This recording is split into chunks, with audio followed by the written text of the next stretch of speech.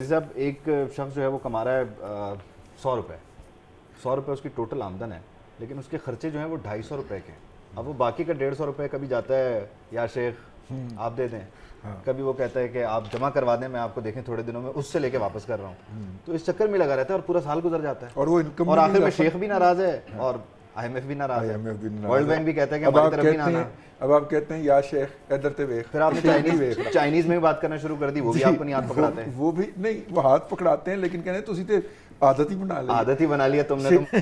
شیخ صاحب جو ہیں اپنا ڈاکٹر صاحب جو ہیں انوار صاحب، ڈاکٹر اکرام صاحب جو ہیں، ابھی انہوں نے پچھلے دنوں ہی یہ ماشاءاللہ بہت اچھے آرٹیکل لکھتے ہیں اکانومی کے اوپر. ہم ان کے اسٹوڈنٹ ہیں اور ان کو ہم بھی اپنے پروگرام میں بلایا کرتے تھے. 2018 میں ہم 1700 وداؤٹ الیجنگ اینی باڈی نا 2017 میں ہم 1700 ارب روپیہ جو تھا وہ بینکوں کا سود ادا کر رہے تھے پورے سال کے جو ہم نے قرضے لیے ہوئے تھے. اور اس سال جو ہم نے بجٹ میں رکھنا ہے وہ 6800 ہے. ڈاکٹر صاحب correct me if I am wrong جو ہے. اب آپ دیکھیے کہ 9200 ارب روپے کے آپ نے ٹیکس اکٹھے کرنے ہیں، اس میں سے آپ 6800 جو ہے وہ تو سود کی مد میں دے دیا آپ نے.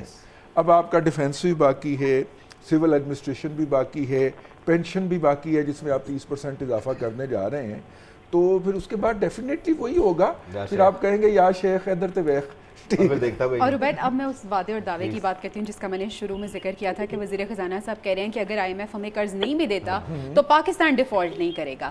اب اگر قرض نہیں دیتا تو کس طرح ڈیفالٹ نہیں کرے گا؟ ہمیں بھی تو پتہ چلے کہ ان کے پاس کیا ایسا خزانہ موجود ہے، دبا ہوا خزانہ. دیکھیں بات یہ ہے کہ انکم آپ کی 250 ہے اور خرچہ آپ کا 250 ہے، انکم 100 ہے، تو اس کا مطلب ہے 150 والے خرچے نہیں کرنے.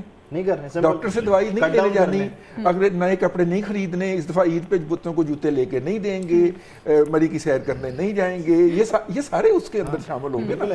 اب آپ دیکھیے نا ٹیکسٹائل سیکٹر کے بہت سارے را مٹیریل جو ہیں ان کی امپورٹ کے اوپر پابندی ہے، فیکٹریاں بند ہو رہی ہیں، ٹھیک ہے، خاص طور پہ ڈائز اور کیمیکل جو کہ ویلیو ایڈیشن کا سیکٹر سمجھا جاتا ہے.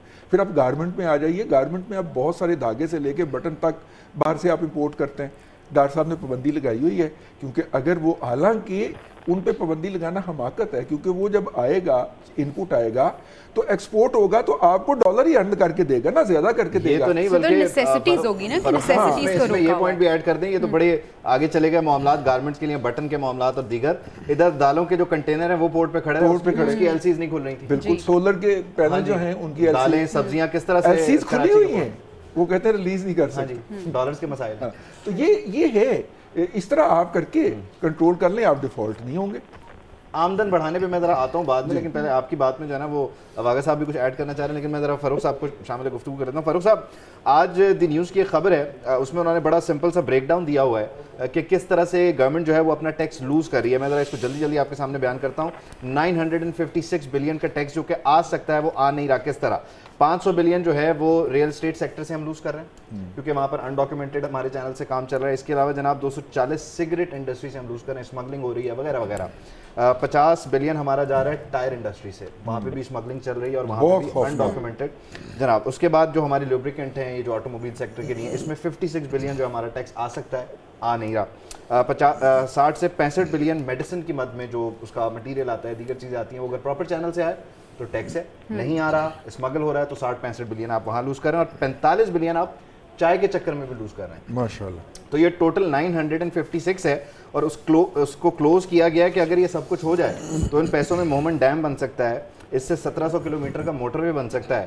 تو ہم یہ پھر اس طرف جا نہیں رہے، الٹا پینشن بڑھانے کے لیے ہم نے جو ہے وہ ٹیکس پیٹرولیم لیوی بڑھانی ہے. یہ ذرا حکمت مجھے سمجھا دیں فاروق صاحب. اور یہ بھی کہ اب ان سب کو ٹیکس نیٹ میں لایا کیسے جائے گا؟